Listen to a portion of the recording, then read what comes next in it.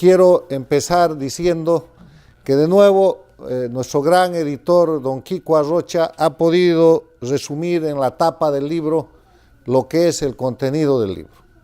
Bolivia, la patria está cautiva, es Bolivia con los colores de su bandera, rojo, amarillo y verde, aunque le han tratado de poner otra multicolor y multisigno que no es la bandera nacional, rodeada por una cadena que está cerrada, y en cada eslabón de la cadena hay una de las características que hace de Bolivia una patria cautiva: la corrupción, el narcoestado, el entreguismo, la ocupación de mi país por cubanos y venezolanos y esa apertura de vendepatria para que chinos y otros ocupen el país, los crímenes del gobierno de Evo Morales, que ha cometido en los casi 13 años de su régimen más de 20 masacres que están documentadas, con muertos, con heridos, y que a partir de esas masacres ha generado el crecimiento del exilio boliviano, que de acuerdo a los datos del ACNUR, la Organización de las Naciones Unidas para los Refugiados, somos hoy día más de 1.200 exiliados políticos bolivianos, ubicados en Paraguay, Brasil, Perú, España, Estados Unidos y Argentina. Están los presos políticos, hay presos políticos recientes en Nicaragua, hay presos políticos de larguísima data en Cuba, hay presos políticos en Venezuela, pero también hay presos políticos en Bolivia. Hay casi una centena de ciudadanos bolivianos, civiles y militares, apresados por la manipulación de la justicia, que es el otro eslabón que está aquí, porque estos regímenes, y Bolivia con Evo Morales no es la excepción, hacen de la justicia, del sistema de justicia, el instrumento de represión política para perseguir, neutralizar y someter al adversario político. Está el tema de la falsificación constitucional, la presencia del castrochavismo, la dictadura que han formado, los jueces infames, que son los operadores de justicia, que tienen el adjetivo de infames porque no administran justicia, sino que llenan de infamia a ese sistema que debería ser protector de los derechos humanos cuando hacen todo lo contrario. Las leyes infames, el entreguismo, la dependencia, la crisis económica que viene, más miseria. Esa es la cadena, y ustedes pueden aumentar otras características que hoy día hace que Bolivia sea una patria cautiva. Pero hay algo peor que eso que la tapa no logra reflejar, y es que la República de Bolivia ya no existe. La República de Bolivia ha sido suplantada por el Estado plurinacional de Bolivia, creado el año 2009, a partir de lo cual le han cambiado el nombre a todo y han empezado con la ley número 1, y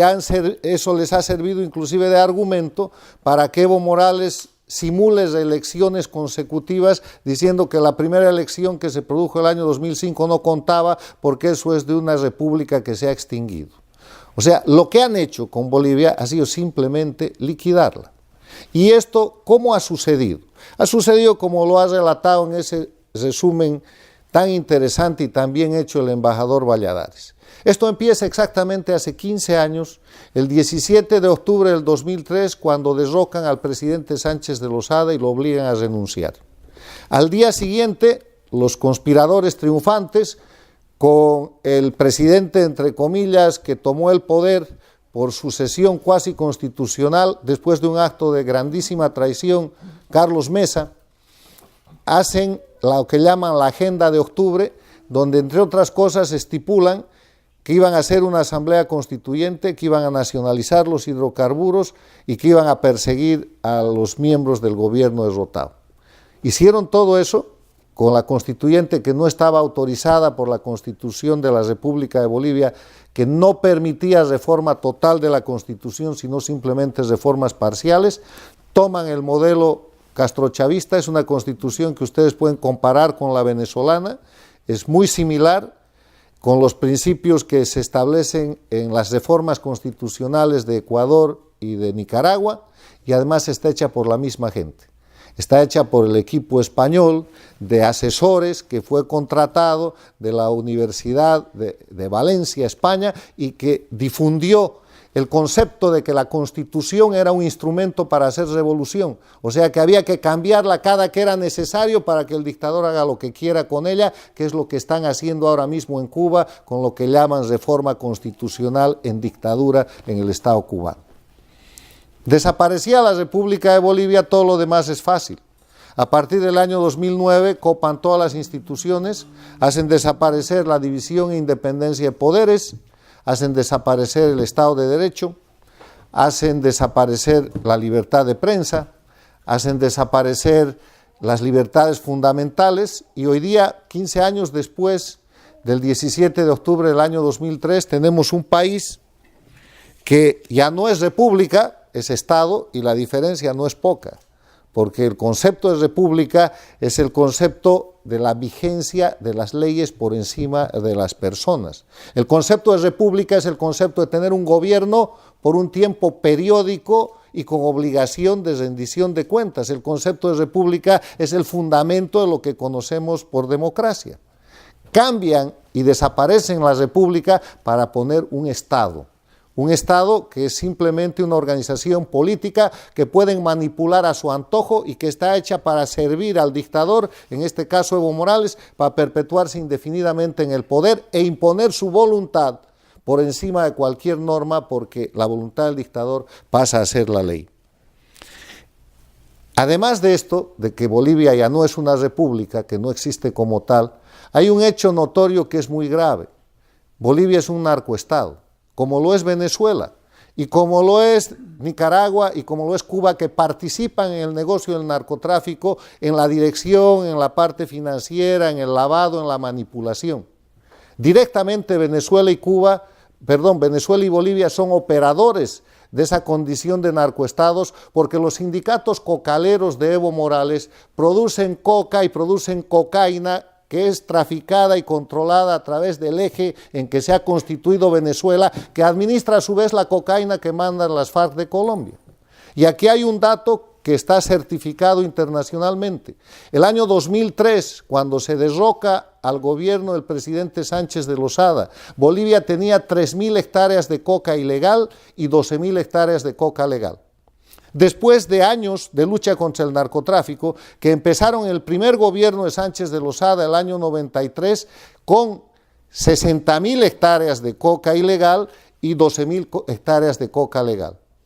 Se había llegado con una gestión de política de Estado en el primer gobierno de Sánchez de Lozada, en el gobierno de Banzer y en el segundo gobierno de Sánchez de Lozada, a reducir la coca ilegal a 3.000 hectáreas. Hoy día hay 80.000 hectáreas de coca ilegal y la coca legal ha sido ampliada de 12.000 a 20.000 hectáreas, cuando en verdad Bolivia para su consumo tradicional no necesita sino 10.000.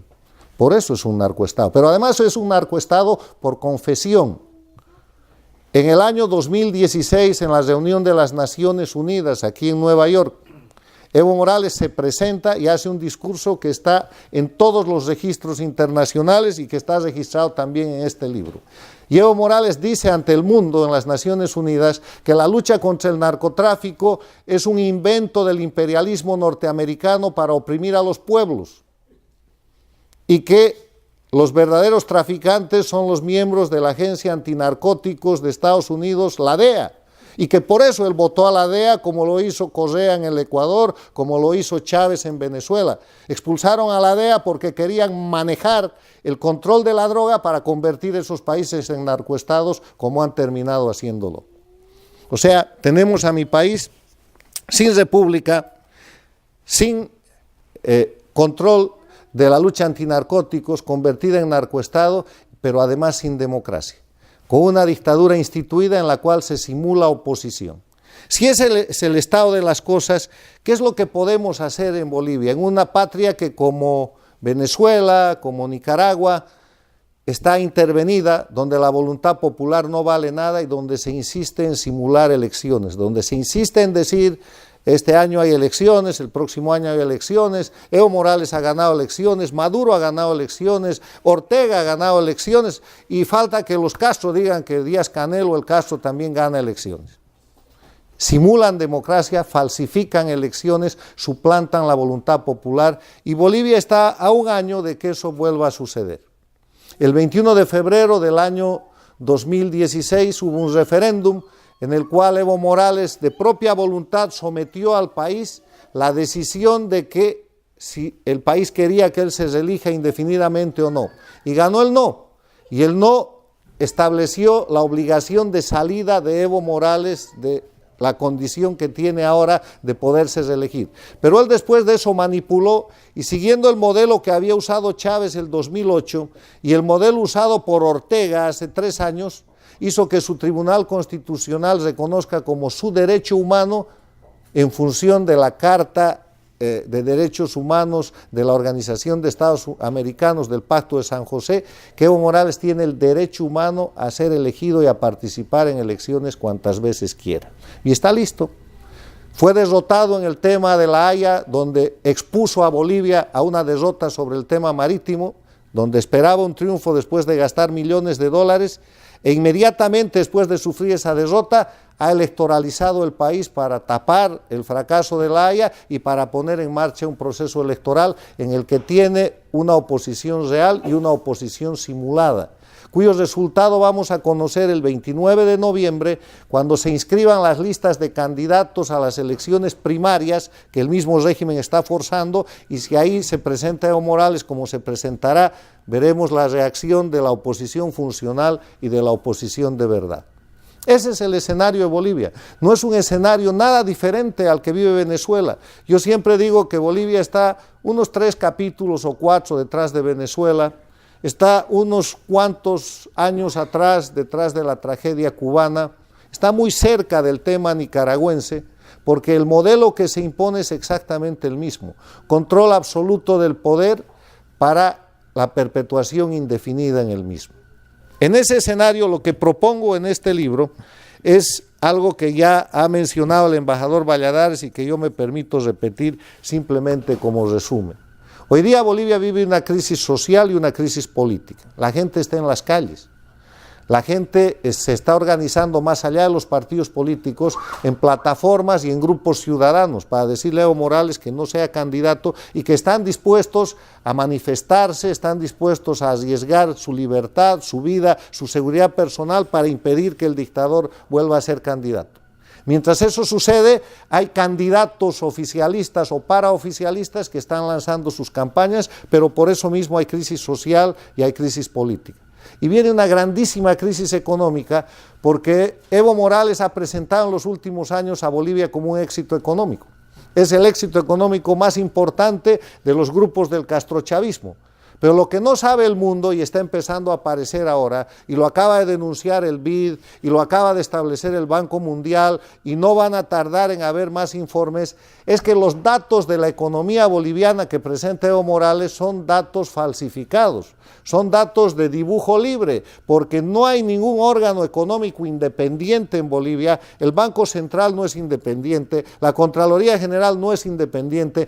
ninguna de las superintendencias es independiente, y está empezando a explotarle el escándalo en la mano, porque Bolivia, de ser el país más importante de producción y exportación de gas del Cono Sur, hoy día no tiene gas y se le está terminando el contrato con la Argentina y el contrato con el Brasil, y no hay gas para proveer a los propios bolivianos. Porque Bolivia tiene una deuda externa indeterminada y una deuda interna mucho más grande que tampoco se conoce el valor, porque el Estado ha consumido todas las reservas de los fondos de pensiones, de los fondos complementarios y de los seguros que los bolivianos tienen. Porque Bolivia vive de la economía del narcotráfico, pero como eso no puede ser todo, se ha vuelto un país importador donde la producción agrícola ha quedado prácticamente en cero. Y los datos económicos están empezando a aparecer, y lo que aspira Evo a hacer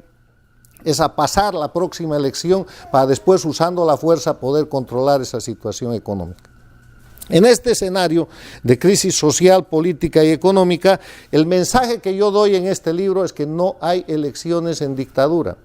No hay manera de prestarse a ser cómplice de un proceso electoral en el que, para ponerlo en términos deportivos, el dictador es dueño del estadio, es dueño del público, es dueño de la pelota, es dueño de los árbitros y es dueño de parte del equipo contrario, porque la gente que está jugando como oposición no se sabe finalmente quién es quién.